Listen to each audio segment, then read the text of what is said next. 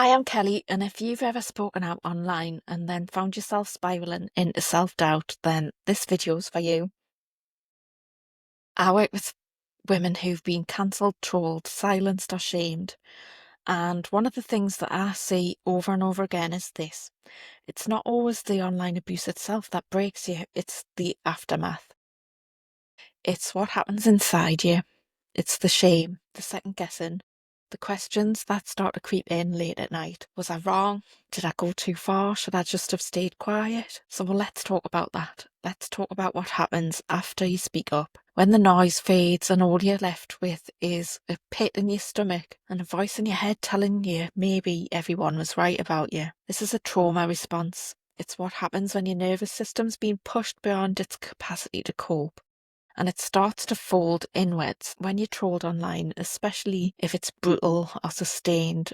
It's not just mean comments, it's a psychological attack, and it triggers your fight, flight, freeze, or fawn. And when the dust settles, it's the fawn response that often kicks in the hardest. That voice that starts to say, well, maybe I was the problem. That's your survival brain trying to keep you safe.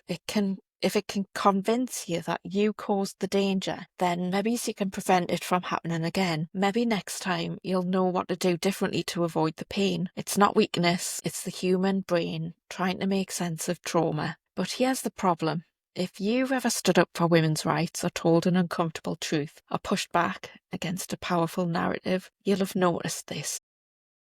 Backlash doesn't come in measured, reasonable debate. It comes with rage, ridicule, misogyny. And when it does, it's designed to make you doubt yourself. The goal is to break your spirit, not your argument. So if you're sitting there now questioning everything, if you're scrolling back through your own posts, wondering what you could have done differently, I want you to pause and I want you to take a deep breath. And I want to tell you this. This reaction is not weakness. It's not a sign that you are wrong. It's a sign that you're human, that you felt the hit and your body's trying to protect you. But the part of you that's questioning itself, that's not your true self talking, that's your wounded self. That's the part of you that wants to hide, to withdraw, and to make the shame go away. And that's where the real work begins. When I work with clients who've been through this kind of emotional storm, we often meet the inner child, the part of you who learned early on that being seen or heard could be dangerous, the part of you who believes that keeping others happy is the way to stay safe, that if people are angry, you must have done something wrong. We can speak to her, we can sit with her, we can find out what she's afraid of, and we can help her see that you, the adult version of you, can hold her now. That she doesn't have to run or hide or say sorry just to survive. And this is deep work, but it's powerful because once you start to separate the trauma response from your truth, then you can come back to yourself. You remember why you spoke up in the first place and you reconnect with your values, your integrity and your clarity. And you stop handing the mic over to people who are never going to treat you with respect anyway. So let me say this clearly. Being trolled, being shamed, being cancelled, those are not signs that you did something wrong.